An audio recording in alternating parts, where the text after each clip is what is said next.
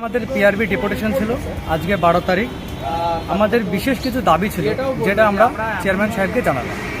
আমাদের প্রথম দাবি ছিল যে আমাদের কেপিএসআই যে প্রিলিমস এক্সামটা হয়েছিল তার রেজাল্ট কবে বেরোবে। তো তার পরিপ্রেক্ষিতে তারা উত্তর দিয়েছেন যে ওবিসি কিছু ত্রুটির জন্য আমাদের পরীক্ষাগুলো রেজাল্ট বের করতে অসুবিধা হচ্ছে। এইবার আমরা জিজ্ঞাসা করলাম যে এই কেসটা কতদিনে মিটতে পারে। তো সেই সম্বন্ধে স্যার জানালেন সেই জিনিসটা মিটতে এখন সেটা হাইকোর্টে তো ডিভিশন বেঞ্চে কেসটা যেহেতু চলছিল সেখান থেকে একটা রায় দিয়েছে। এবার সুপ্রিম কোর্ট যে রায়টা দেবে তারপরে নির্ভর করছে যে কবে আমরা রেজাল্ট বের করবো। তারা যে রায়টা দেবে তারপরে আমরা দাঁড়িয়ে আছি।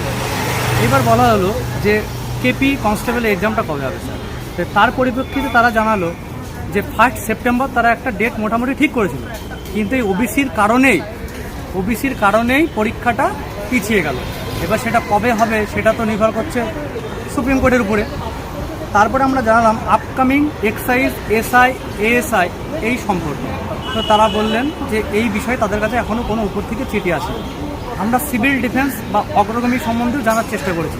এই বিষয়ে তারা বলেছে তাদের কাছে কোনো রকম আপডেট নেই। আপকামিং কেপিএসআই সম্বন্ধে একটু ছোটোখাটো কিছু বলেছেন, এবার সেটা নির্ভর করছে ওবিসির উপরে। ওবিসি যদি মিটে যায় তাহলে খুব তাড়াতাড়ি সমস্ত ভ্যাকান্সি বেরোবে। তারপরে আমরা বললাম যে স্যার চারিদিকে ইউটিউবে যে সমস্ত জিনিস আমরা শুনছি এগুলো সম্বন্ধে, তখন স্যার আমাদের জানালেন যে চারিদিকে তোমরা যেটা শুনছো সেটাও আমরাই শুনছি। তা এই বিষয়ে আমরা চেষ্টা করছি যতটা ফেয়ারভাবে কিছু করা যায়, আমরা সেটা নিয়ে একটা তদন্ত করছি। তোমরা যেটা বলতে এসছো সেটা আমরা সবই জানি। অনেক ছেলেরা আমাদেরকে ইমেল করেছে এই বিষয়ে স্যার জানালেন।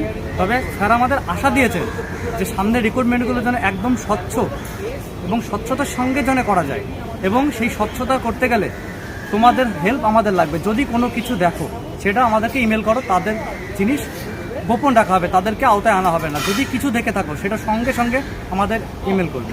এই বলে আমার সংক্ষিপ্ত বিবরণ আজকে শেষ করলাম। এটাই আমাদের দাবি ছিল, হয়তো আমরা সাকসেস হতে পেরেছি।